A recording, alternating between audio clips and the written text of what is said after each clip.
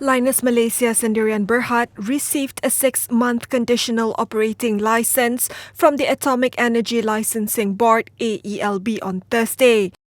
The rare earth mining company was given 4 conditions as a prerequisite for its business in Malaysia.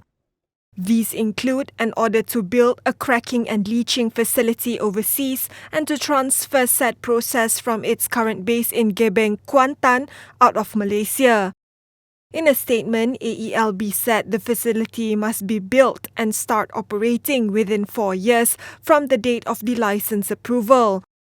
It said Lynas must identify a specific lot to build the Permanent Disposal Facility or PDF and get written consent from the state government for the usage of the lot.